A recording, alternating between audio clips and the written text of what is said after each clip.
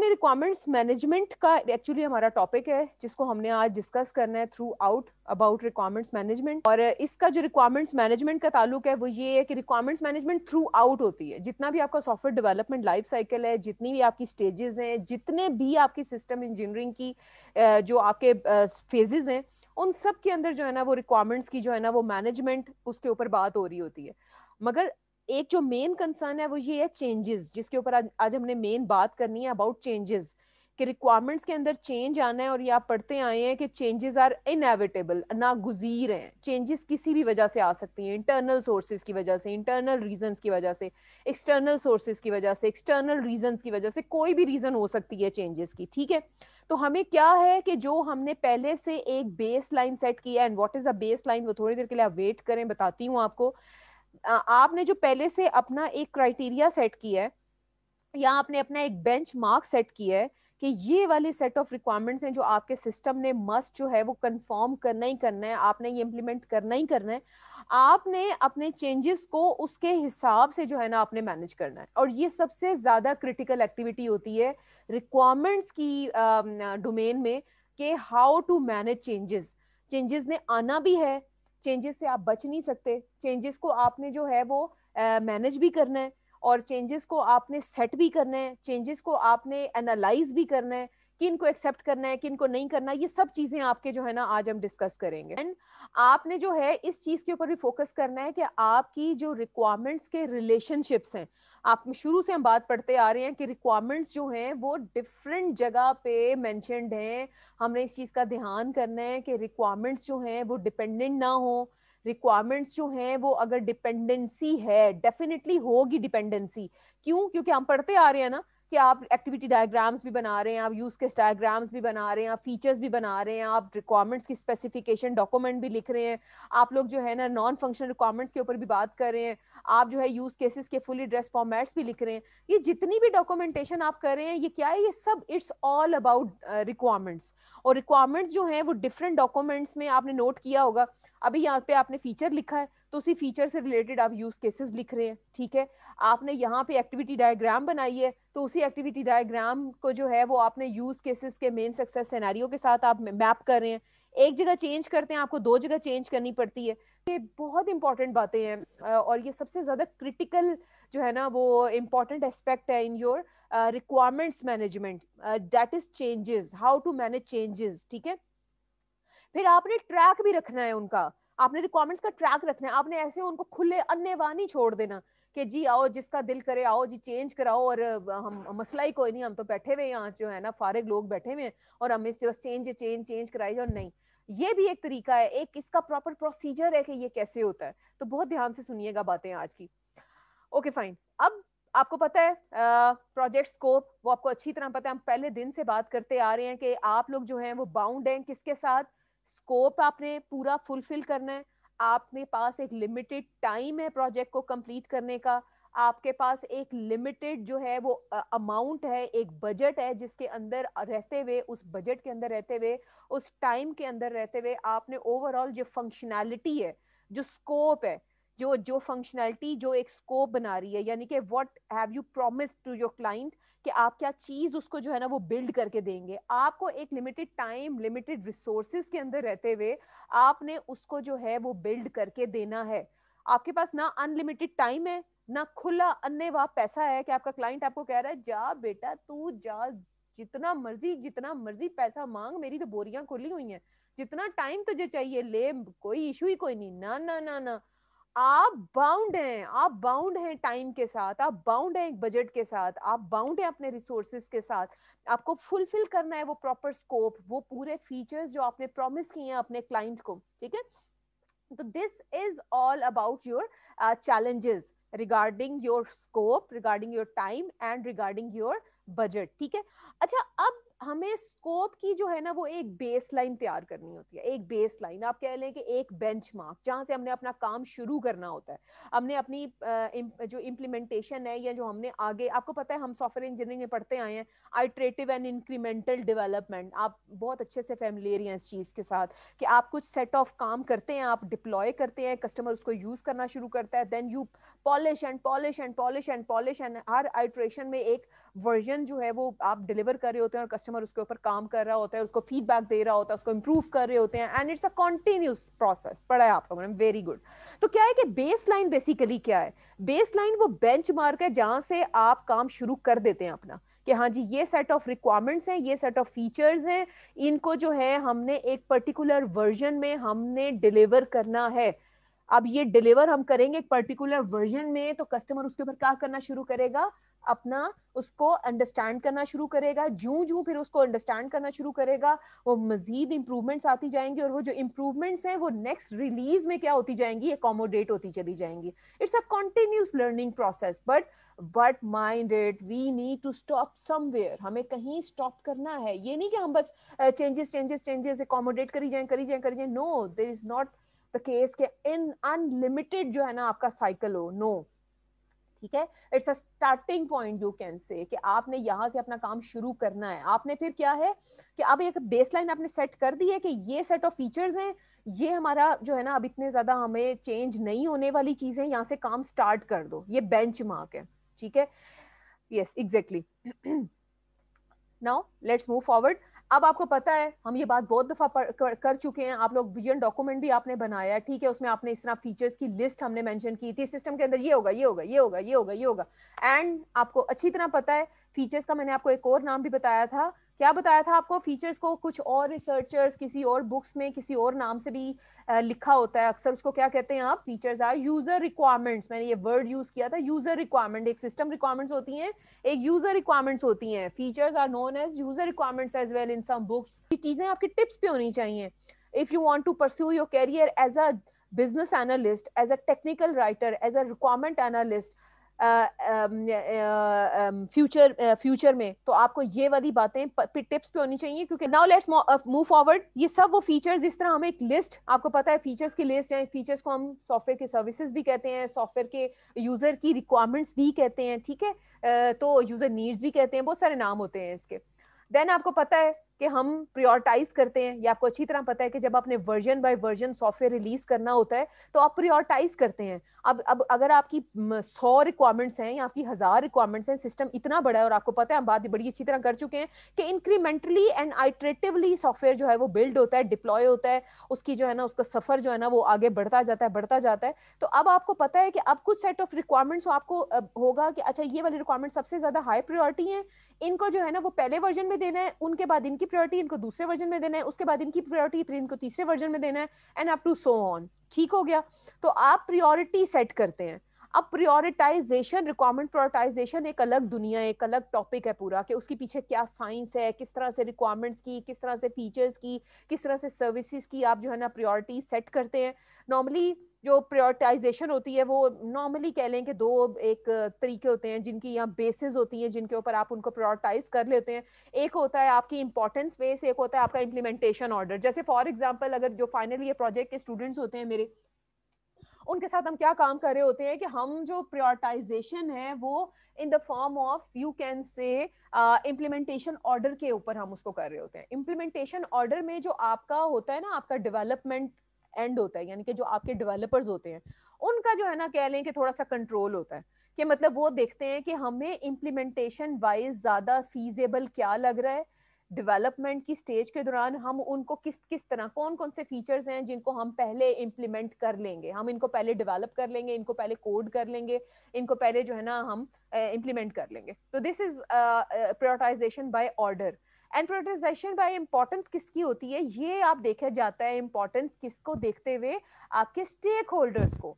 आप अपने stake holders की इंपॉर्टेंस को देखते हैं कि उनके लिए कौन से फीचर्स इंपॉर्टेंट हैं। वो क्या कहते हैं कि किन को जो है ना वो पहले इंप्लीमेंट करो और हमें पहला वर्जन जो रिलीज करो, हम उनको काम करना शुरू करें।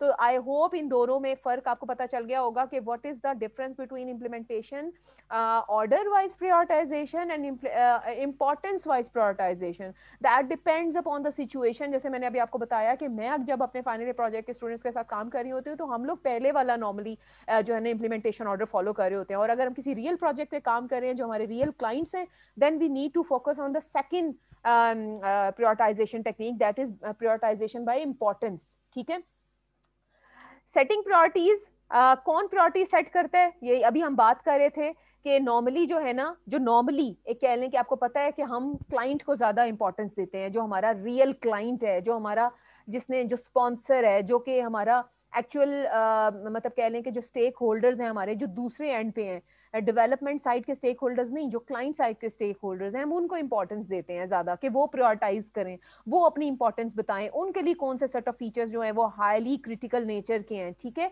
और ज्यादा हम जो टेक्निकल कम्युनिटी है ना उसको इतना कंट्रोल नहीं देते कि वो इन्फ्लुएंस ना करें। जैसे फॉर एग्जांपल, इसकी एग्जांपल बिल्कुल ऐसे ही है कि आप डेवलपर है, मैं क्लाइंट हूँ, ठीक है। आपको बीइंग अ डेवलपर कोई जो है ना फीचर नंबर 3, 4, 5 बहुत ईजी लग रहा है इंप्लीमेंट करना, आप मुझे हो सकता है इन्फ्लुएंस करना शुरू कर दें, नहीं नहीं मैम देखें, अगर मैं आपको पहले ही इंप्लीमेंट करके दूंगी ना आपको ये, तो आपको बोलो, मगर मैं कह रही हूँ कि नहीं, मुझे अभी ये नहीं चाहिए, मुझे वो चाहिए पहले feature number 1, 5 and 6 for instance. तो आप देखें, बजाय इसके कि आप खुद सोचें आप किसकी बात को इंपॉर्टेंस देंगे, आप अपनी ईज जोन को देंगे या उसकी बात को इंपॉर्टेंस देंगे? आप डेफिनेटली अपने क्लाइंट की बात को इंपॉर्टेंस देंगे, आपकी जॉब है ये, आप कोडर हैं। आप अगर आप अपने ई जोन को देखेंगे तो आप किस कारी के कोडर हैं कि आप कह रहे हैं कि जी मैं कोडर हूं और मैं जो है ना, मैं मेरे लिए मुश्किल हो रही है, तो फिर जॉब छोड़ो और जाके घर बैठो। आपको ये कॉन्सेप्ट समझ आया?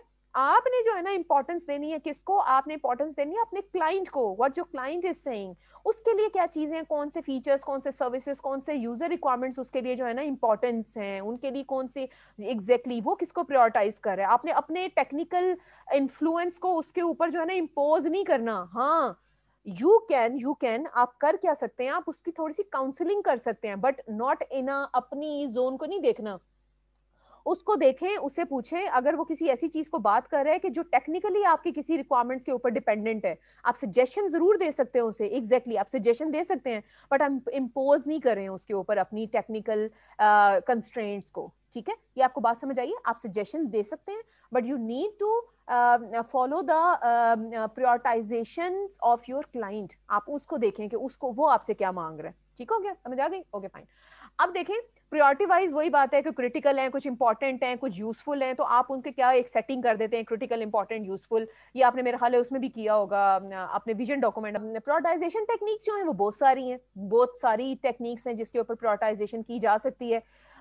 टेक्स्ट नु छड्डो ते मेरी गल ते सुन, मेरी गल ते गौर करो राजा जी। पहली टेक्निक, रिटर्न ओवर इन्वेस्टमेंट। आपको पता है बिजनेस का रूल है, एक चीज होती है इन्वेस्टमेंट, एक होती है रिटर्न। अच्छा बिजनेस कौन सा होता है जिसके ऊपर आप कहते हैं इतना मैंने कम इन्वेस्ट किया और मुझे जो है ना वो रिटर्न बड़ा अच्छा आ रहा है, ठीक है।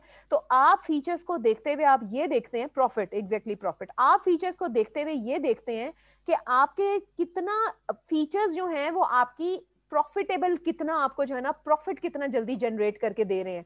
आपको उसका बिजनेस वाइज उसका केस एनालिसिस करते हैं और उसके बाद आप सेट करते हैं कि हाँ जी ये वाले फीचर्स जो है ना हमें रिटर्न ओवर इन्वेस्टमेंट के ऊपर जो है ना हमें ज्यादा प्रॉफिटेबल रिजल्ट्स दे रहे हैं, इसलिए इनको पहले जो है ना इन फीचर्स को जो है ना वो पहले इंप्लीमेंट करो। फॉर एग्जांपल मैं आपको एग्जांपल देती हूँ, जैसे आपको याद, मैं अक्सर पेस नाम का एक सॉफ्टवेयर कॉम्पिटिशन है जिसकी मैं एग्जांपल्स आप लोगों को हमेशा देती होती थी। हुआ ये कि जब हमने उसको पेस 2007 में जब हमने उसको लास्ट टाइम करवाया, तो हम 7 कह रही हूँ 17, सॉरी 2017 में, ठीक है। तो उसमें हुआ क्या कि हम चाह रहे थे कि उसका जो है ना हम वेबसाइट बनवाएं।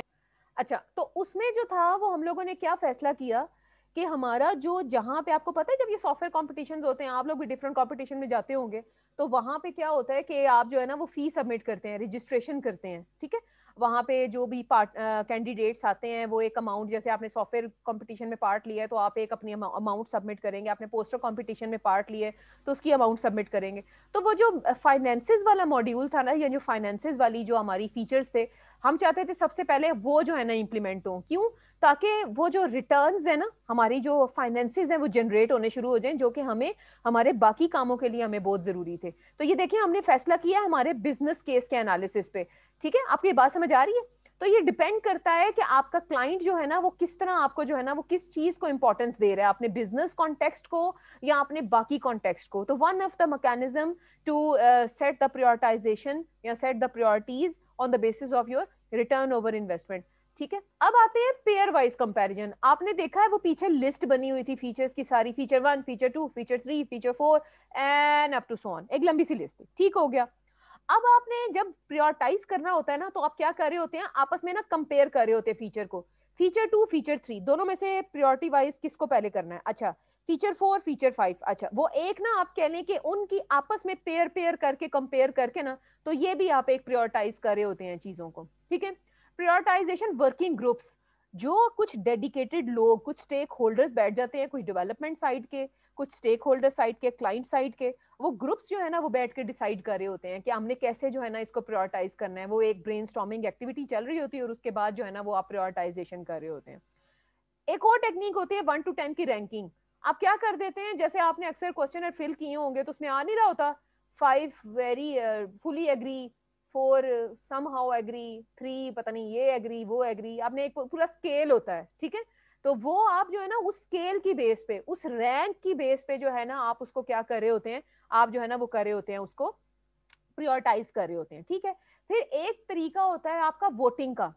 अब जैसे फॉर एग्जांपल एक टेबल पे जो है ना काफी सारे आपके स्टेक होल्डर्स मौजूद हैं, आप क्या करते हैं, जैसे फॉर एग्जांपल हम लोग सारे बैठे हुए हैं, मैं फीचर्स की लिस्ट खोल लेती हूँ, हाँ जी, मैं पूछती हूँ, हाँ जी वर्जन 1 का फैसला हो रहा है, बताओ जी कौन कौन कहता है जो है ना फीचर 1 वर्जन 1 में होना चाहिए, चलो जी हाथ खड़ा करो। मैं खड़ा कर देती हूँ, मारिया खड़ा कर देती है, सिमरन खड़ा कर देती है, आयशा एजाज खड़ा कर देती है। तो जैसे वोटिंग नहीं हो रही होती, मेजोरिटी वोटिंग, तो इस तरह वोटिंग के बेस पे जिन फीचर्स के वोट ज्यादा होते हैं उनको क्या कर दिया जाता है, उस हिसाब से उसको वर्जन में क्या कर दिया जाता है, प्रायोरिटाइज कर दिया जाता है, ठीक है। इसी तरह वेटिंग की स्कीम होती है।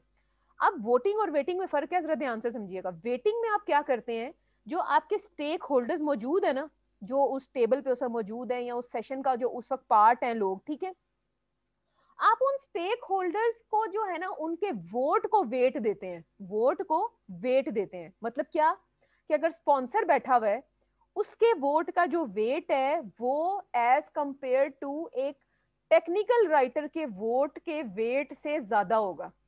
क्यों? क्योंकि वो स्पॉन्सर है, उसने पैसा निकालना है अपने हमारे प्रोजेक्ट के लिए, तो उसके जो वोट का वेट है वो ज्यादा होगा। ये कॉन्सेप्ट समझ आई है आपको? इसी तरह अगर कोई बैठा हुआ है वहां पे, बैठे हुए, ठीक है, तो डेफिनेटली जब वोटिंग हो रही होगी तो किसके वोट का वेट जो है ना वो ज्यादा होगा, वो आप कह लें कि उस बंदे का कितना उस प्रोजेक्ट के अंदर जो है ना वो रोल है, या वो कितना उसके साथ जो है ना कह लें कि उसकी अपनी कितनी प्रायोरिटी है उस प्रोजेक्ट के साथ।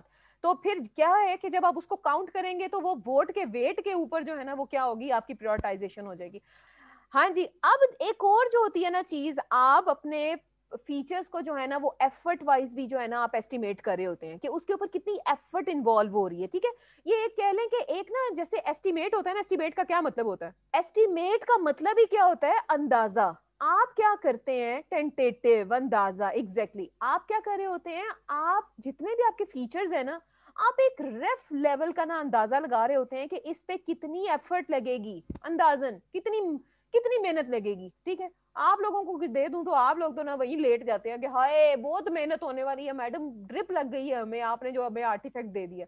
ऐसा कुछ नहीं होता, ठीक है। हर बंदे को पता होता है कि किस काम पे जो है ना वो कितनी एफर्ट इन्वॉल्व होगी। तो आप एक हर फीचर के साथ ना एक अंदाजन, एक रफ ऑर्डर ऑफ ना एफर्ट या मैग्नीट्यूड, ये बिल्कुल अंदाजन एक रफ, जैसे कह लो कि मैं कहती हूँ कि कुकिंग करनी है, ठीक है, तो मैं कहती हूँ आप लोग मुझसे पूछते हैं मैडम हमारे घर गेस्ट आ रहे हैं और 15 लोग हैं, आप बताएं कितने किलो चावल पकाने होंगे, तो मैं अपने तजर्बे की बेस पे एक रफली आपको बताऊंगी कि लेट्स सपोज आप लोग जो है ना वो 6 किलो चावल पका लें।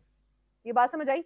तो ये एक रफ एक अंदाजन आप क्या करते हैं, एस्टिमेट दे रहे हैं कि इस फीचर को इतनी अंदाजन जो है ना मेरे ख्याल में मेरे तजर्बे के मुताबिक इतनी एफर्ट लगेगी, समझी गए? अच्छा अब ये देखें यहाँ पे क्या हुआ, मैंने सबसे पहले क्या कर दिया, उसकी जो है ना प्रायोरिटी, फिर मैंने उसके आगे क्या बता दिया, एफर्ट के। फीचर 3 की जो प्रायोरिटी है वो बहुत जो है ना क्रिटिकल, सॉरी फीचर 1 की प्रायोरिटी जो है वो बहुत क्रिटिकल है, उसमें जो हमारी एफर्ट है वो अंदाजन मीडियम लग रही है। तो ये that depends upon the situation, ये फीचर लिस्ट, और हम इस तरह ना इनको जो है ना आप प्रायोरिटाइज करते चले जाते हैं। और खैर से आपने यही काम मेरा हाल है विजन डॉक्यूमेंट में भी किया हुआ है, ये कर चुके हैं आप लोग विजन में। ये जितनी बातें मैं अभी बोल रही हूँ एट्रीब्यूट्स हैं, किसी भी फीचर के एट्रीब्यूट्स हैं, है ना, किया है ना आपने काम, शाबाश। ऐते हूं यारा पे आ जाने थे, यावा पे आ जाने थे, जो अल्लाह खैर कर सी तुसा ले आओगे प्रोजेक्ट फिर पता लगेगा। अच्छा अब आते हैं रिस्क। रिस्क आपको पता है कि रिस्क कोई भी ऐसी सिचुएशन है कि probability something can go wrong, something can happen in the project. तो आप क्या करते हैं, फीचर्स को ना रिस्क के हिसाब से असेस करते हैं, उनको रिस्क के हिसाब से चेक करते हैं कि कौन से फीचर्स हैं जो हमारे कह लें कि प्रोजेक्ट के ऊपर जो है ना कोई एडवर्स इम्पैक्ट जो है ना वो पैदा कर सकते हैं, कौन से ऐसे सेट ऑफ फीचर्स हैं जिनके होने से ना हमारे यहाँ टाइम डिले हो सकता है या हमारा बजट आउट हो सकता है। तो हम उन सब पैरामीटर्स की बेस पे ना मतलब हम ना अपने दिमाग में ना उन रिस्क को रखते हुए अपने फीचर्स को असेस करते हैं। ठीक हो गया। जैसे अब यहाँ पे देखें, यहाँ पे मैंने क्या किया, प्रायोरिटी, एफर्ट एंड रिस्क, कि अगर कोई फीचर नंबर 1 प्रायोरिटी उसकी क्रिटिकल है, एफर्ट उसकी मीडियम लग रही है, रिस्क उसका लो है, ठीक है, तो मैंने क्या किया उसका ना समझें कि एक मैंने एक डेटा बेस टाइप एक उसका मैंने रिकॉर्ड मैनेजमेंट कर रही हूँ मैं फीचर्स का। इसी तरह से अब ये जब मैंने बेस लाइन बनाई तो मैंने उनको जो है क्या किया, एट्रीब्यूट्स वाइज उन्हीं फीचर्स को मैंने कर दिया है कि फॉर एग्जांपल अगर कोई फीचर है क्रिटिकल, प्रायोरिटी उसकी क्रिटिकल है, एफर्ट उसमें बहुत ज्यादा लग रही है और रिस्क भी उसमें बहुत ज्यादा है, सो अलार्म अलार्म टिंग टोंग, अब हमें जो है ना वो सीरियसली इसके ऊपर देखने की जरूरत है कि इसका रिस्क भी ज्यादा है, इसके ऊपर एफर्ट भी लग रही है और देना भी हमें जो है ना पहले वर्जन में इसकी क्रिटिकलिटी लेवल बहुत ज्यादा है। तो अब क्या है, इसके लिए जो इसके अंदर रिस्क है ना उसके लिए उसको रिड्यूस करने के लिए अब कोई जो है ना वो काम शुरू कर दो अभी से, कि खुदा ना खास्ता अगर कोई वाकई ये रिस्क की वजह से कोई प्रॉब्लम आ गया तो हमारा जो प्रोजेक्ट है वो डिले ना हो जाए। ये बात समझ आ रही है आपको? ये नाउ यू नीड, जब आपके सामने इस तरह से एट्रीब्यूट्स वाइज सेट बन जाते हैं ना फीचर्स के, तो अब क्या होता है जो आपके होते हैं ना स्टेक होल्डर्स, वो कुछ डिसीजंस करते हैं इसके ऊपर, जो आपके अथॉरिटीज हैं वो कुछ डिसीजंस करते हैं फॉर फ्यूचर कि अब आपने क्या करना है इनके साथ। ठीक है, अब जो बात हो रही है वो ये है कि रिक्वायरमेंट्स क्यों चेंज होती हैं। सबसे पहली बात, चलिए अगर मैं आप लोगों से पूछूं, चलो जी अगर मैं आप लोगों से पूछूं तो बताएं क्यों चेंज होती हैं, आपके दिमाग में क्या इसका जवाब आता है कि जी रिक्वायरमेंट्स चेंज होती हैं तो आखिर क्यों चेंज होती हैं, आखिर क्यों? हाँ जी, रिक्वायरमेंट्स जो हैं वो होती हैं जी क्यों change, we fail to ask right people right question at right time. तो अब क्या है कि हम जो है ना, पहली रीजन तो ये भी हो सकती है कि हमने सही टाइम पे सही लोका को सही गल नहीं पूछी, नहीं आस्की होना को आस्की आए है पूछी आस्की हमने नहीं आस्की उनसे राइट बात राइट बंदे से राइट वक्त पे नहीं आस्की, तो फिर क्या होया कि फिर उसका प्रॉब्लम यही होया कि फिर तानू गल नहीं समझ आई, ਤੇ ਜਦੋਂ ਗੱਲ ਨਹੀਂ ਸਮਝ ਆਈ ਤੇ ਫਿਰ ਜਦੋਂ ਅੱਗੇ ਗਏ ਤੁਸੀਂ ਤੇ ਫਿਰ ਤੁਹਾਨੂੰ ਪਤਾ ਲੱਗਿਆ ਕਿ ਸਹੀ ਆਸਕਣਾ ਸੀ ना। ठीक है, तो that was one of the reason कि आस्कना सही बंदे से आस्कना सही टाइम पे बहुत जरूरी है। राजा जी ठीक हो गया, ओके फाइन। आगे फिर क्या है कि द प्रॉब्लम बीइंग सॉल्व्ड, अच्छा हाँ जी, अब जिस प्रॉब्लम को आप सॉल्व करना चाह रहे थे ना वो प्रॉब्लम ही बदल गया। तो जी अब जो प्रॉब्लम जिसको आप सॉल्व करना चाह रहे हैं ना वो प्रॉब्लम के अंदर चेंजेस आ गए हैं। ठीक है, ये हम देखेंगे आगे बहुत सारी चीजें। अब यूजर जो है उसने अपना माइंड चेंज कर दिया। ठीक है, जैसे अभी ये बात किसी बच्चे ने यहाँ पे की थी, मुझे याद नहीं आ रही अब, कि जो जो उसने यूज करना शुरू किया ना उसका माइंड मेकअप होना शुरू हो गया। ठीक है, एक्सटर्नल एनवायरमेंट चेंज, जिस माहौल में जाके आपने सॉफ्टवेयर जो है ना वो डिप्लॉय करना है, या जिस माहौल के लिए आप सॉफ्टवेयर बना रहे हैं उस माहौल के अंदर जो है ना वो चेंजेस आ गए, तो उस माहौल के चेंजेस की वजह से आपको रिक्वायरमेंट जो है ना वो क्या करनी चेंज करनी पड़ी। ठीक है, देन हमारे पास जो है ना वो ऐसा अच्छा प्रोसेस ही नहीं है कि जो प्रोसेस चेंजेस को प्रॉपर तरीके से मैनेज कर सके। ठीक है, आपको पता है requirements change management it's a science, ये configuration management is a science. ठीक है, it's a big process, big big big process, और इसका जो है ना एक सिस्टमैटिक तरीका अगर नहीं होता ना, अगर आप कह लें कि रिक्वायरमेंट्स को चेंज करने का, तो आपके लिए बहुत प्रॉब्लम्स हो सकते हैं इन फ्यूचर। ठीक है, क्यों? क्योंकि आपको पता है हम बचपन से जिसे कह लें हम पढ़ते चले आ रहे हैं, बचपन का मतलब कहने का मेरा ये है कि जब हमने रिक्वायरमेंट्स इंजीनियरिंग का कोर्स शुरू किया था कि आपके रिक्वायरमेंट्स के मसले जो है ना वो through out development life cycle बहुत एडवर्स इफेक्ट्स जो है ना वो क्रिएट करते हैं, क्योंकि यही रिक्वायरमेंट का डॉक्यूमेंट जो आगे डिजाइनर ने यूज करना है, उसी डिजाइनर इसी रिक्वायरमेंट के डॉक्यूमेंट को जो है ना आपके कोडर ने यूज करना है, इसी रिक्वायरमेंट के डॉक्यूमेंट को आपके जो है ना यूजर मैनुअल डिजाइनर ने जो है ना यूज करना है, इसी रिक्वायरमेंट के डॉक्यूमेंट को आपके टेस्टर ने यूज करना है। तो अगर इसके अंदर जो है ना मसले मसाइल बहुत ज्यादा होंगे और एक चेंज मैनेजमेंट का कोई प्रॉपर प्रोसीजर नहीं होगा तो you would be in hot waters. ठीक है, तो थोड़ा सा प्रॉब्लम हो सकता है आप लोगों के लिए। और दूसरा एक और क्या रीजन हो सकता है कि हमारी प्रॉब्लम की इंप्रूवमेंट की अंडरस्टैंडिंग बढ़ जाए, हमारी जो अपनी हमारा एक्सपोजर है ना, हमारा एक्सपोजर बढ़ जाए, हमें अपनी डोमेन के बारे में ज्यादा नॉलेज आना शुरू हो जाए, तो फिर वो भी एक रीजन हो सकती है चेंजेस की। तो आप सबकी बात बिल्कुल ठीक थी कि चेंजेस जो है ना उनकी रीजन बहुत सारी हो सकती हैं। अब चेंजेस हमने क्यों करनी है, आपको पता है ये बात भी अच्छी तरह, आप समरवेल सॉफ्टवेयर इंजीनियरिंग में समरवेल का नाम बहुत आप सुना होगा आपने, कि सॉफ्टवेयर जो है ना वो किसी भी ऑर्गेनाइजेशन का क्रिटिकल एसेट है। एसेट क्या होता है? सरमाया, ठीक है। और जो आपने सॉफ्टवेयर की वैल्यू को मेंटेन करने के लिए आपको चेंजेस करनी है। जैसे फॉर एग्जांपल अगर आप जो है वो स्टिक्ट रहेंगे किसी एक सॉफ्टवेयर के ऊपर और दुनिया कहीं की कहीं पहुंच जाएगी और आप चेंजेस नहीं करेंगे तो आप उधर के उधर ही रह जाएंगे। है कि आपने अगर नहीं वक्त के साथ, वो कहते हैं ना वक्त के साथ अपने आप को तब्दील करना पड़ता है, अगर वक्त के साथ अपने आप को तब्दील नहीं करेंगे तो आप पीछे रह जाएंगे। और प्लस ये है कि आपकी जो, मगर चेंजेस एक हेल्दी चीज भी है, मगर साथ ही आपका जो कार्ल वेगर बात क्या कर रहा है कि अगर यही हेल्दी चेंजेस आपकी अनकंट्रोल्ड होंगी ना, कि जिनका कोई सर पैर नहीं, जिसका मुंह चुका है वो उधर ही मुंह चुक के ना चेंजेस कराई जा रहा है, कोई चेंज जो है ना इधर अफरा तफरी फैला रहा है, कोई चेंज उधर जो है ना बम धमाके करता फिर रहा है, ठीक है। तो इस तरह से जो है ना आपका प्रॉपर मैनेजमेंट नहीं होगा, और फिर क्या होगा, वही जो मैं आपको बता रही थी कि हम लोग बाउंड हैं किसके साथ, कि हमने एक पर्टिकुलर टाइम में अपना प्रोडक्ट डिलीवर करना है, हमने एक बजट के अंदर रहते हुए अपनी प्रोडक्ट जो है ना वो बिल्ड करना है, और हमने अल्टीमेटली क्वालिटी भी देनी है।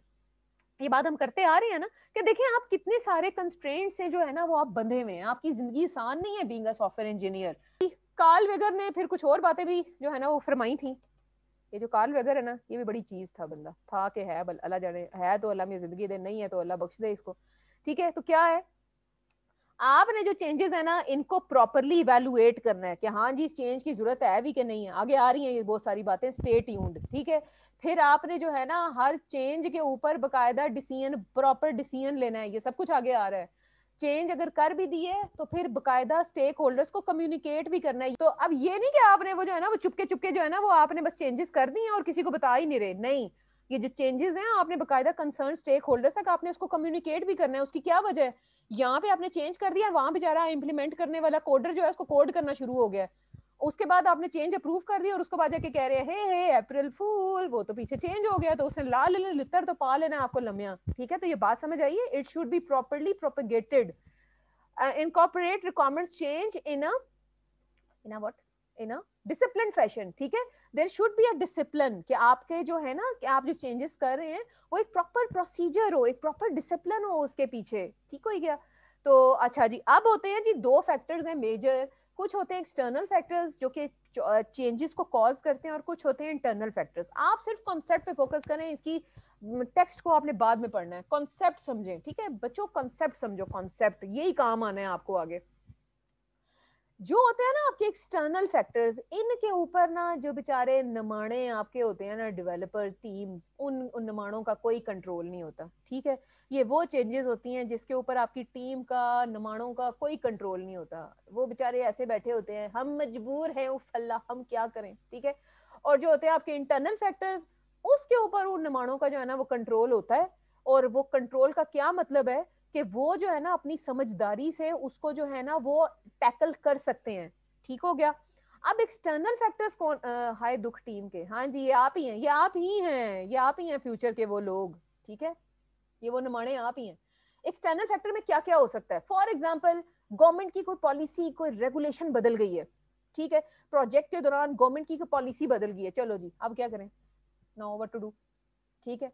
कि फॉर एग्जांपल पहले जो है ना गवर्नमेंट की कोई पॉलिसी थी जिसको फॉलो करते हुए एक प्रोजेक्ट बन रहा था, प्रोजेक्ट की डेवलपमेंट के दौरान पॉलिसी बदल गई है, तो अब जो है ना आपको उस पॉलिसी, उस इकोनॉमिकल चेंज की वजह से आपको अपनी उसके अंदर चेंज करना पड़ रहा है।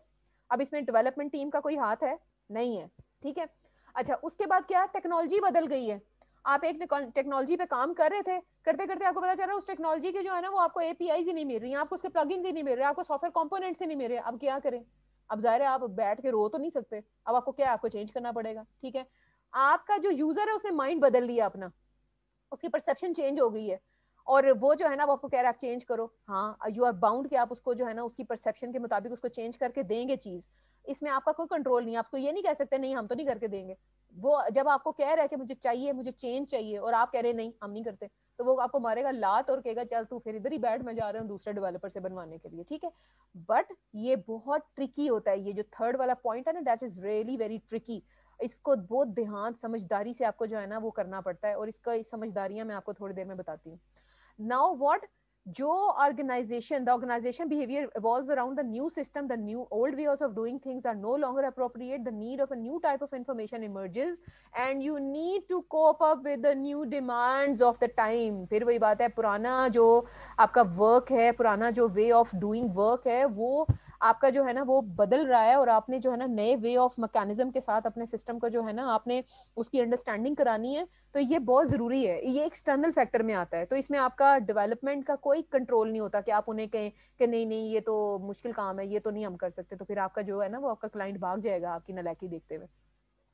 अब आते हैं इंटरनल फैक्टर्स, इसके ऊपर होता है कंट्रोल आपका इंटरनल आपकी डेवलपमेंट टीम का। अब ये इंटरनल फैक्टर्स की वजह से चेंजेस क्यों आते हैं, ये वही वाला है कि आप सही बंदे से सही टाइम पे सही सवाल आस्कना जो है वो फेल हो गए हैं। ये आपको याद है एलिसिटेशन का टाइम, जब आप रिक्वायरमेंट्स गैदर कर रहे थे, may there is a chance during elicitation phase आपने जो है ना इंफॉर्मेशन सही गैदर नहीं की, ठीक है, एनालिसिस के दौरान आप फिगर आउट ही नहीं कर सके कि कौन सी इंफॉर्मेशन जो है वो मिसिंग है और कौन सी information you still need to dig it out. तो क्या है, दे आर इंटरनल फैक्टर्स, कि आपने सही आस्का नहीं है राइट बंदे से राइट टाइम पे, ठीक है। तो जैसे कहते हैं ना, जो मुक्का लड़ाई के टाइम पे काम ना आए उसे बाद में अपने मुंह पे मार लेना चाहिए। तो जो टाइम है ना इज रियली वेरी इंपॉर्टेंट।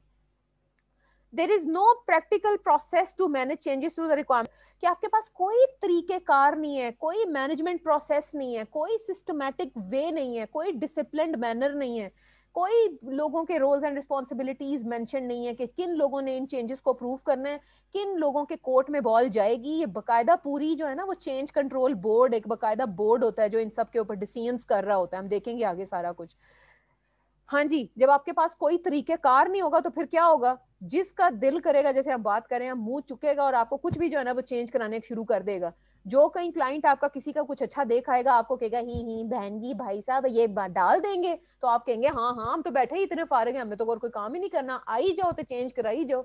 अब मैं रिक्वायरमेंट्स मैनेजमेंट की बात कर रही थी, जिधर से मैंने बात स्टार्ट की है कि ये through out development life cycle आपके जो है ना रिक्वायरमेंट्स मैनेजमेंट के ऊपर काम हो रहा होता है, क्योंकि चेंजेस है ना, चेंजेस आ रही हैं, आपको टू एंड फोर्थ आपको आगे पीछे मूव करके कभी उसको किसी डॉक्यूमेंट में चेंज करना पड़ेगा, कहीं आपको एलिसिटेशन में जाके चेंज करना पड़ेगा, कहीं आपको जो है ना एलोबरेशन में जाके चेंज करना पड़ेगा। ये सब आप पढ़ के आए होंगे सॉफ्टवेयर इंजीनियरिंग में, इंसेप्शन, एलैबोरेशन, इम्प्लीमेंटेशन, वैलिडेशन, ये सब चीजें आपने सॉफ्टवेयर इंजीनियरिंग में पढ़ी होंगी। तो आपको पूरे through out development life cycle, पूरे सिस्टम इंजीनियरिंग प्रोसेस में आपको ये जो रिक्वायरमेंट्स की मैनेजमेंट है ना, ये चेंजेस को आपने सेट करना होगा।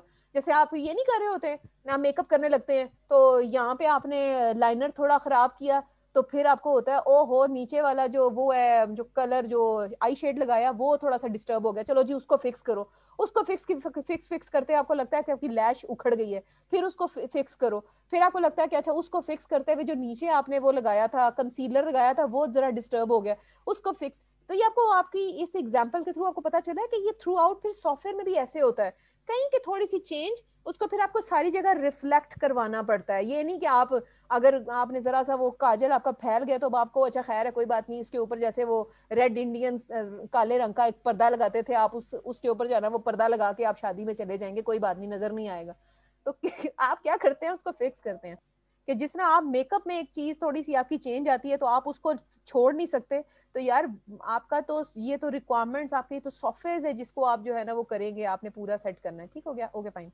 अब रिक्वायरमेंट्स के चेंज फैक्टर्स, ठीक है, फिर हम उसी पे बात करें कि कौन से जो फैक्टर्स हैं जो कि रिक्वायरमेंट्स को चेंज करने के जो है ना वो आपका रीजन बनते हैं। पहला फैक्टर, जो आपके रिक्वायरमेंट्स के डॉक्यूमेंट्स है ना, ठीक है, जो आपने लिखी हैं, आपको पता है रिक्वायरमेंट के डॉक्यूमेंट की क्वालिटी कैरेक्टरिस्टिक्स हमने पढ़े थे, they should be complete, they should be inconsistent, they should be verifiable, they should be traceable, ये सब आपको पैरामीटर्स याद हैं, ठीक है। तो क्या है कि रिक्वायरमेंट के डॉक्यूमेंट के अंदर तो कोई एरर नहीं है, आप जब रिक्वायरमेंट्स को लिख रहे हैं, आप जब रिक्वायरमेंट्स को डॉक्यूमेंट कर रहे हैं, स्पेसिफाई कर रहे हैं, समझ रहे हैं, एनालाइज कर रहे हैं, अगर उसके अंदर कोई एरर्स हैं तो आपको पता है फिर आपको डेफिनेटली आपको चेंज तो करना पड़ेगा। नहीं करेंगे तो क्या होगा, इनकंसिस्टेंसीज आएंगी, कॉन्फ्लिक्ट्स आएंगे। तो फिर आपको क्या है कि और प्लस ये कि अगर उधर आप चेंज नहीं करेंगे, उसी वक्त उसको फिक्स नहीं करेंगे, तो इसका प्रॉब्लम क्या होगा, लेटर डेवलपमेंट स्टेजेस में वो जाके क्या बन जाएंगे, वो बड़े बड़े डायनासोर बन जाएंगे। वो छोटा सा लाल बेग जो आपके किचन के शेल्फों पे फिर रहा होता है ना, वो बड़ा सा उड़ने वाला लाल बेग बन जाएगा लेटर डेवलपमेंट स्टेजेस पे जाके। तो उधर ही उसको जाके आपने क्या करना है, उसको फिक्स कर देना है। देन इवॉल्विंग कस्टमर और and user knowledge of the system, वही बात है जैसे कि आपने कुछ सेट ऑफ रिक्वायरमेंट्स के साथ उसको डेवलप किया, उसने यूज करना शुरू किया, उसकी अंडरस्टैंडिंग बढ़ रही है उस सिस्टम को लेके, तो फिर क्या है, अगर उसकी अंडरस्टैंडिंग बढ़ रही है तो सिस्टम के अंदर जो है वो चेंजेस आने के चांसेस हैं, रिक्वायरमेंट्स में चेंजेस आने के चांसेस हैं कि वो यूज करे, वो कह रहे हैं नहीं यार मुझे तो लग रहा है कि ये बात मैंने इस तरह तो नहीं बोली थी, या ये बात अब इस तरह कर दो, तो आप जो है ना वो उसको बड़े ट्रिकी तरीके से उसको जो है ना वो आप हैंडल करते होते हैं फिर। देन टेक्निकल स्केड्यूल और कॉस्ट प्रॉब्लम्स, ठीक है, एक और जो है ना चेंज का factor, problems may be encountered in implementing a requirement, it may be too expensive or take too long to implement certain requirements।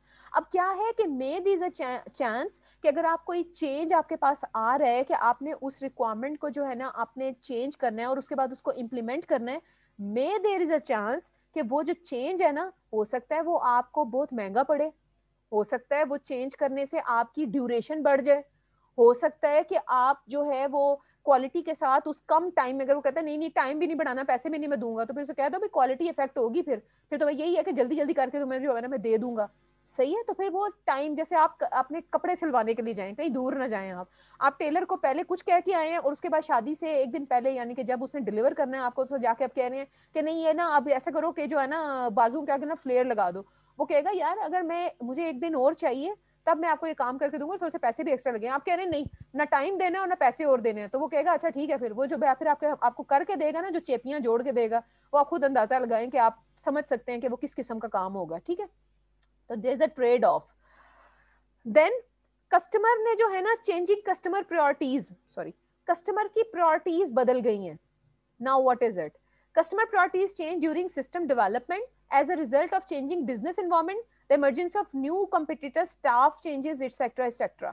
Market की डिमांड्स चेंज हो रही हैं, आपका क्लाइंट आपको पता है, फिर आपको जब वो अपने आगे पीछे देखते हैं कि ये काम इस तरह हो रहा है, ये काम इस तरह हो रहा है, तो फिर वो डेफिनेटली कहता है कि अब चेंज होना चाहिए मेरे सिस्टम में, that is an other changing phenomena, ठीक है। जैसे फॉर एग्जांपल हम सीएमएस पे काम कर रहे थे, हमने देखा इस वक्त सैप जो है ना वो करंट हॉट जो है ना इस वक्त जो है ना वो एक ईआरपी बेस्ड सिस्टम है, जिसको अक्सर जो कह लें कि प्रेस्टिजियस किस्म की यूनिवर्सिटीज हैं या प्रेस्टिजियस किस्म की ऑर्गेनाइजेशंस हैं जिसको यूज करी है, तो हमने फौरन क्या चेंज किया अपने बिजनेस इन्वायरमेंट को देखते हुए, अपनी रिक्वायरमेंट्स हमने चेंज की हैं, इन्वायरमेंट चेंज हो गया है। वही बात है कि जिस इन्वायरमेंट में जाके सिस्टम जो है ना काम करना है, ऑर्गेनाइजेशन बदल गई है, ऑर्गेनाइजेशन का स्ट्रक्चर बदल गया है, तो फिर क्या है, डेफिनेटली सॉफ्टवेयर की रिक्वायरमेंट के ऊपर जो है ना उसका इफेक्ट पड़ेगा। बहुत सारी रीजंस होती हैं रिक्वायरमेंट्स के चेंज होने की। अच्छा, अब आप जितनी भी रिक्वायरमेंट की डॉक्यूमेंटेशन कर रहे हैं वो आप किस पे कर रहे हैं, वर्ड पे, ठीक है। आपको वर्ड के टेम्पलेट देती हूँ, आप वर्ड के अंदर जो है ना वो डॉक्यूमेंट आप एसआरएस वर्ड में बना रहे हैं, आप एक्टिविटी डायग्राम्स जो है ना उठा के टूल में बनाते हैं, मैं बहुत ज्यादा आपको बिस्त बुस्त करके आपसे करा लेती हूँ टूल पे, आप उसको क्या करते हैं, आप उसको वर्ड पे डालते हैं, ठीक है। फिर इसी तरह वर्ड के ऊपर आप अपने use cases fully dress format word पे लिख रहे हैं, फीचर्स एंड सॉफ्टवेयर रिक्वायरमेंट्स आप वर्ड पे लिख रहे हैं, नॉन फंक्शनल रिक्वायरमेंट्स आप वर्ड पे लिख रहे हैं, तो ये सब क्या क्या कर रहे हैं आप, डॉक्यूमेंटेशन सारी किस पे कर रहे हैं, माइक्रोसॉफ्ट वर्ड पे। अब वर्ड पे काम करने के फायदे भी होंगे ने, तानू पता है बादशाह होते फिर नुकसान भी होंगे ने, ते फायदे की होंगे ने, फायदा आया है कि सारे का सारा जितना भी आपका रिकॉर्ड है ना वो सब एक ही प्लेस पे स्टोर होता है, ठीक हो गया, इजी है इसको अंडरस्टैंड करना, हर बंदे को ये बात समझ आती है, ठीक है, हर बंदा उसको आराम से एक्सेस कर सकता है, तो ये फायदे हैं। अब नुकसान क्या है, वर्ड के अंदर नुकसान ये है कि आपके अंदर आप जो है ना अगर कहीं कोई चेंजेस आती हैं, ठीक है, एक डॉक्यूमेंट आपको, अब ये बात जब मैं बात करती हूँ कि एक डॉक्यूमेंट दूसरे डॉक्यूमेंट के ऊपर डिपेंडेंट है, तो आपको ये बात समझ आती है कि आप अब तक कौन कौन से डॉक्यूमेंट्स बना चुके हैं, आर्टिफैक्ट्स कौन कौन से बना चुके हैं, आप मेरा हाल बिजनेस मॉडलिंग कर चुके हैं, आप लोग यूज केस डायग्राम्स बना चुके हैं, आप लोग फुली ड्रेस फॉर्मेट कर चुके हैं, आप लोग फीचर्स एंड सॉफ्टवेयर रिक्वायरमेंट्स का डॉक्यूमेंट बना चुके हैं, आप लोग विजन डॉक्यूमेंट बना चुके हैं, अभी आप लोगों ने सप्लीमेंट्री स्पेसिफिकेशन का डॉक्यूमेंट बनाना, ये सारे रिक्वायरमेंट स्टेज के डॉक्यूमेंट्स हैं। तो अब क्या है कि अगर फॉर एग्जांपल किसी एक स्टेज के डॉक्यूमेंट को आपको चेंज करना पड़े, तो डेफिनेटली आपको पता है वो उन चेंजेस को अपने बाकी रिक्वायरमेंट्स के डॉक्यूमेंट्स में भी आपने उनको रिफ्लेक्ट बैक करवाना है, नहीं कराएंगे तो there would be a conflict. और वही बात है, मैं बार बार जो हम बात करते हैं कि रिक्वायरमेंट के डॉक्यूमेंट को कंप्लीट होना चाहिए, नॉन कॉन्फ्लिक्टिंग होना चाहिए, कंसिस्टेंट होना चाहिए, जो बात एक जगह हो रही हो वही बात दूसरी जगह हो रही हो, किसी किस्म की डिस्क्रिपेंसी नहीं होनी चाहिए, ठीक है। तो क्या है उसके अंदर ये प्रॉब्लम है कि आपको फिर क्या है मैनुअली जाके आपको हर एक चीज जो है ना वो चेंज करनी पड़ती है। अब इसका जो सोल्यूशन है उसके अंदर कोई वर्जन कंट्रोल नहीं हो रहा होता, फॉर एग्जाम्पल आपने जो है ना एक रिक्वायरमेंट लिखी SRS 1.2 फॉर एग्जांपल, SRS 1.2। अब इस SRS 1.2 के ना बहुत सारे वर्जन्स, आपने जितनी ब्रेनस्टॉर्मिंग की उसके वर्जन्स बन गए। आपके पास कोई ऐसा तरीका नहीं है कि आप उसके वर्जन्स कर सकें उसी रिक्वायरमेंट के पीछे। क्या करेंगे, उसको ब्रैकेटों में लिखेंगे, नीचे उसकी हायरार्की बनाएंगे, वो तो डॉक्यूमेंट बहुत अजीब मेसी सा हो जाएगा। तो कोई इस तरह का ना वर्जन कंट्रोल का कोई तरीका नहीं है। और वर्जन कंट्रोल क्या होता है ये आपको अच्छी तरह पता है, जो एक चीज के मल्टीपल वर्जन्स बन रहे होते हैं। आप जब ब्रेनस्टॉर्म करते हैं, आप जब मीटिंग करते हैं, आप जब उसके ऊपर फीडबैक लेते हैं, एक नया जो है ना वो इसका वर्जन जो है ना वो सामने आता है किसी चीज का, तो इसमें प्रॉब्लम होती है वर्ड में उन चीजों को अकोमोडेट करना। तो अब इसका जो फायदा है वो क्या है, वो है कि अगर आप कोई डेटाबेस यूज करें, जब database is a data management system, ठीक है। पीछे आपके, जैसे आपको एक्सेस का पता होगा, एक्सेस एक होता है ना, एक्सेल, माइक्रोसॉफ्ट एक्सेस, जिसमें वो आप टेबल्स बना रहे होते हैं, इंफॉर्मेशन स्टोर कर रहे होते हैं, डेटा सेव कर रहे होते हैं, ठीक है, इंफॉर्मेशन सेव हो रही होती है। तो ये जो आप फेसबुक पे जाते हैं, लॉगिन करते हैं और आप अपना कोई फ्रेंड ढूंढते हैं और उसके कमेंट ढूंढते हैं और फटाफट निकल के बाहर आ जाता है, आपका क्या ख्याल है, कोई जादू चल रहा है पीछे, या कोई प्लास्टिक के शॉपर है जिसके ऊपर इंफॉर्मेशन पड़ी हुई है? बिल्कुल भी नहीं। पीछे बकायदा ये डेटा स्टोरेज है, बकायदा डेटा बेसिस हैं जिसके अंदर जो है वो आपका डेटा मैनेज हो रहा है, स्टोर हो रहा है, ठीक है। हाँ जी बिल्कुल। तो अब आप जो है ना रिक्वायरमेंट्स की मैनेजमेंट के लिए उन डेटा बेसिस को यूज कर सकते हैं, उसमें आप इंफॉर्मेशन स्टोर कर सकते हैं। बकायदा एक रिक्वायरमेंट हो, उसका एक आईडी हो, बकायदा एक टेबल बना हो, जैसे उसका एक बकायदा डेटा बेस में पीछे बकायदा डेटा स्टोर हो रहा हो, कि उसका एक आईडी हो, रिक्वायरमेंट का नाम हो, रिक्वायरमेंट का राइटर हो, रिक्वायरमेंट की जो है ना वो सारी डिटेल्स हो। आपने कोई रिक्वायरमेंट सर्च करनी है, आप आईडी दें, फॉरन वो रिक्वायरमेंट निकल के बाहर आ जाए। अब क्या है, आपने कोई चेंज करना है, आईडी दें, वो आपको जिस जिस डॉक्यूमेंट में वो रिक्वायरमेंट यूज हो रही है वो सारे डॉक्यूमेंट्स आपके सामने आ जाएं। आप क्या करें, चेंज चेंज चेंज। अब बताएं आसानी किस में है, एक ऑटोमेटेड में या वर्ड में?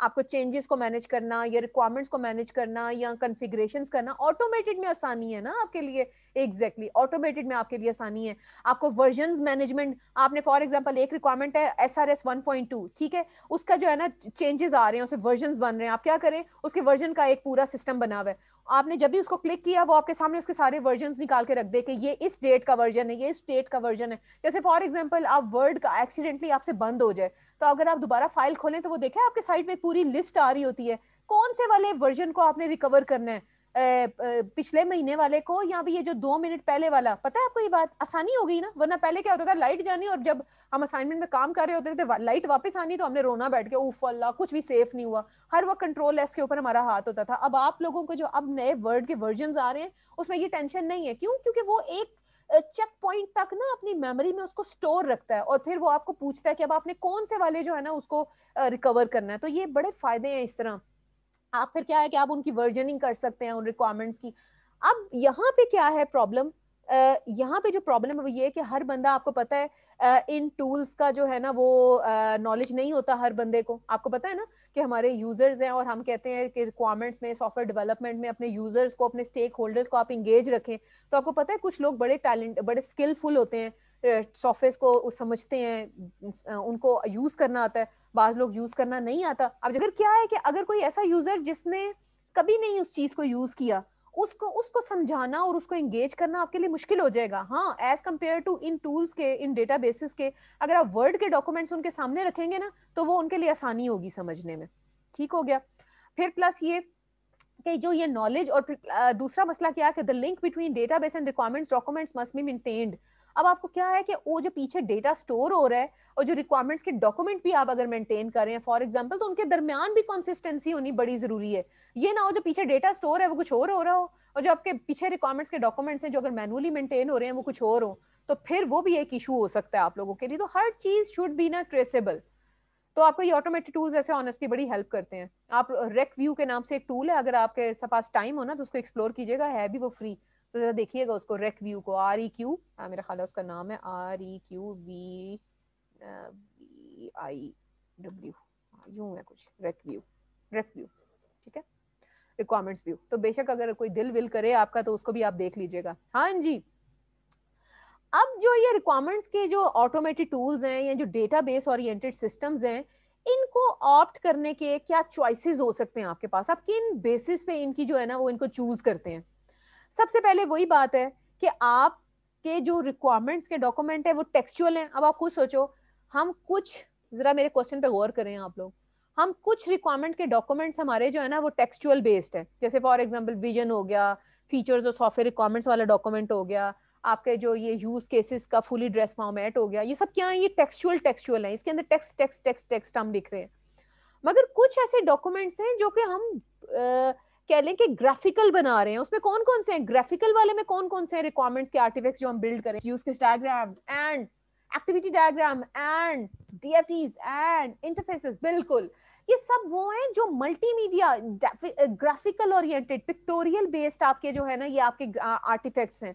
तो क्या है कि अब आपने ये फैसला करना है कि आपने जो रिक्वायरमेंट्स हैं वो टेक्सचुअल बेस्ड लिखनी है या उनके आपने ग्राफिकल वर्जन्स भी बनाने हैं। तो डेफिनेटली ये बहुत अच्छी चीज होती है, हाइब्रिड अप्रोच यूज करें, हम दोनों अप्रोचेस फॉलो करें।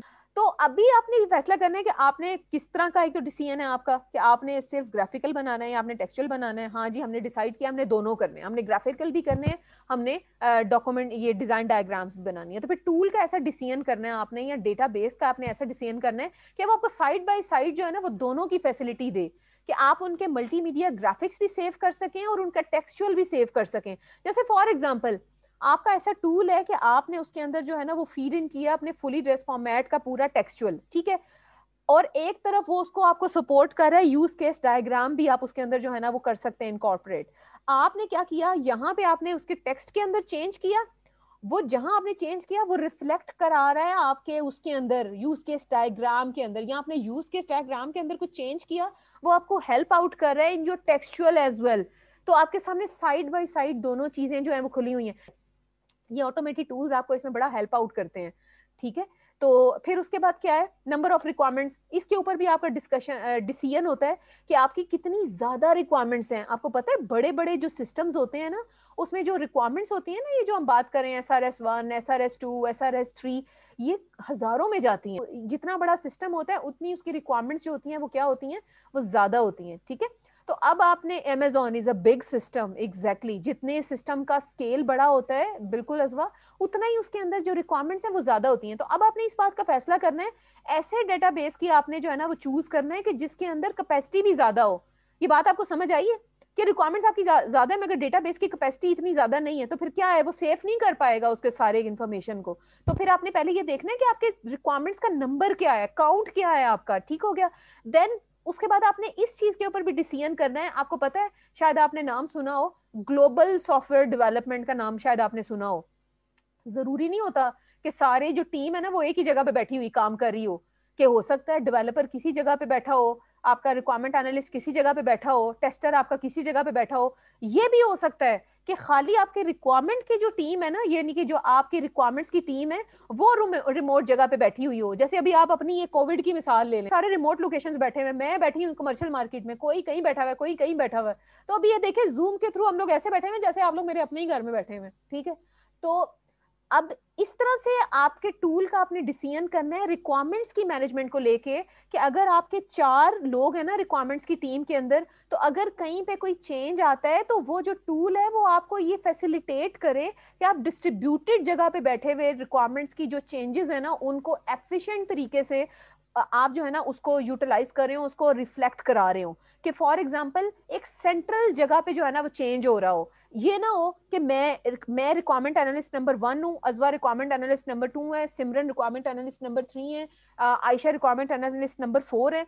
ये ना हो कि मैंने कोई चेंज किया है, वो सेंट्रल जगह पे जाके चेंज नहीं हुआ, उसका कोई और ही वर्जन जो है ना वो आयशा को नजर आ रहा है, उसका कोई और ही वर्जन जो है ना वो बिस्मा को नजर आ रहा है। ये कॉन्सेप्ट समझ आया आप लोगों को? अगर यहाँ पे कंफ्यूजन होगी तो फिर डेफिनेटली वो तो आपके टूल का फायदा ही कोई नहीं है ना यूज करने का। तो ये बहुत इंपॉर्टेंट कॉन्सेप्ट्स हैं जो कि आपको ना ये समझने जरूरी है। मुझे उम्मीद है कि आपको ये बातें समझ आ रही हैं जो मैं इतनी देर से कर रही हूँ। अब अक्सर ऐसे होता है कि डेटा बेसेस अलग होते हैं और टूल्स अलग होते हैं। ये जो ऑटोमेटेड तरीके से काम करने का केस टूल्स का आपको पता है ना क्या होते हैं? ये जैसे आप डायग्राम्स बनाते हैं, एक्टिविटी डायग्राम है, आप वर्ड पे बनाने की कोशिश करते हैं, पर मैं आपको कहाँ कहती हूँ खींच खींच के कि नहीं, टूल पे बनाओ, टूल पे बनाओ, टूल पे बनाओ। तो केस टूल्स होते हैं, computer aided software engineering tools कहते हैं इनको, केस टूल्स, ठीक है। तो ये जो टूल्स है ना ये आपको आपकी जिंदगी बहुत आसान करते हैं। बाज दफा ऐसे होता है कि टूल्स अलग होते हैं और डेटाबेसेस अलग होती हैं। क्यों? क्योंकि शायद वो टूल्स आपके जो है ना वो इतने महंगे होते हैं, जिनकी डेटाबेसेस साथ होती हैं कि आप वो परचेज नहीं कर सकते, उनके प्रोप्राइटरी कोई इश्यूज होते हैं। तो अच्छी बात तो यही होती है कि टूल अगर कोई यूज कर रहे हैं ना for the sake of requirements management, तो टूल फिर आप ऐसा यूज करें कि जिसके साथ ना डेटाबेस आपको मिले, वरना आपके लिए थोड़ी मुश्किल हो जाती है। इसके साथ आसानी हो जाती है कि टूल और डेटाबेस उनका साथ साथ है, ठीक है। देन व्हाट, आप ये भी कर सकते हैं कि जैसे हम लोग करते हैं अपने फाइनली प्रोजेक्ट के लिए, इस दफा करना शुरू किए कि हम बाकायदा डेटाबेस जो है ना इंप्लीमेंट कर लें खुद से ही, because we are software engineers. हम एक डेटाबेस अपना एक सॉफ्टवेयर बिल्ड कर लें और उसको जो है ना रिक्वायरमेंट्स की मैनेजमेंट के लिए आप यूज करें। उसको भी छोड़ो, एक्सेल यूज किया जा सकता है। एक्सेल में आपने काम किया है ना, उसकी शीट बना लो, ठीक है। आपने ये जो रिक्वायरमेंट ट्रेसेबिलिटी वाले थे, रिक्वायरमेंट ट्रेसेबिलिटी टीम, उन्होंने देखा होगा एक्सेल के अंदर लोग जो है ना वो मेंटेन कर रहे होते हैं डेटा सारा, कि कहीं कोई चेंज आ रही है तो फौरन उसको जो है ना वो रिफ्लेक्ट बैक करा लेते होते हैं फटाफट, ठीक है। तो that was about your choices. अब आते हैं हम अपने चेंज मैनेजमेंट पे। हाँ जी, change management is concern with the procedures, processes and standards which are used to manage changes in the software requirements। Summarise होगी बात, यही हम बात कर रहे हैं इतनी देर से कि चेंज मैनेजमेंट का क्या प्रोसेस है। ये एक बड़ा सिस्टमैटिक तरीकेकार होता है, एक बड़ा स्टैंडर्ड होता है कि अगर रिक्वायरमेंट्स की चेंज आती है सिस्टम में तो आप उसको कैसे मैनेज करें, ठीक है। अब ये मेरी लाल पीली लाइनों पे ना जाना आप लोग, एक्चुअली ये मैंने आप लोगों को समझाने के लिए मैंने जज्बात में जो है ना वो नोट्स बनाते हुए मैंने लाइनें लगाई हैं, तो टेंशन नहीं लेनी, आप कॉन्सेप्ट समझें, सिर्फ कॉन्सेप्ट समझें। चेंज मैनेजमेंट पॉलिसी क्या कवर करती है आपको पता है? वही मैं बार बार बात कर रही हूँ, ऐसे नहीं होता कि आप अन्यवा कुछ भी चेंज आ रहा है तो बस आप कर दो, नहीं, ये बकायदा सिस्टमैटिक एक तरीकेकार होता है। इसके पीछे पॉलिसीज होती हैं कि किस पॉलिसी के अंदर आपने जो है ना वो चेंजेस करनी है। पहली policy, the change request process and the information required to process a change request. पहली क्या बात है, चेंज रिक्वेस्ट का प्रोसेस क्या है, ठीक है। दूसरी बात, information required to process a change. इसका क्या मतलब है कि एक तो ये कि चेंज को करने का प्रोसेस क्या है, दूसरा ये कि उस चेंज को आने के वक्त जो इंफॉर्मेशन आपको चाहिए वो कौन सी इंफॉर्मेशन है। इसका अल्टीमेट मकसद क्या है कि आपका इम्पैक्ट, एक चेंज का कितना इम्पैक्ट पड़ता है आपके ओवरऑल सिस्टम के ऊपर, आपकी बाकी रिक्वायरमेंट्स के ऊपर, बाकी सॉफ्टवेयर के ऊपर कितना फर्क पड़ता है। दूसरी बात, the process used to analyse the impact and the cost of change associated with traceability information, ठीक है। कि अगर फॉर एग्जांपल आपने कोई चेंज किया है और वो जो है चेंज आगे जाके आपको कॉस्ट वाइज बाकी सिस्टम के अंदर वो उथल पुथल मचा दे, आपकी ड्यूरेशन बढ़ जाए, आपका जो है बजट इंक्रीज हो जाए, then you need to take some decision कि अब आपने क्या करना है। It's a game of impact and decision. ये इम्पैक्ट और डिसीजन की गेम समझ आई आपको कि what is the game of in impact and your decision, कि वो जो चेंज आ रहा है वो क्या इम्पैक्ट क्रिएट कर रहा है ओवरऑल सिस्टम के ऊपर। कोई चेंज ऐसा तो नहीं है जो बाकी चेंजेस को, बाकी रिक्वायरमेंट्स को डिस्टर्ब कर रहा है, और फिर उसके ऊपर आपको एक डिसीजन लेना होता है। व्हाट इज योर डिसीजन कि अब आपने क्या करना है।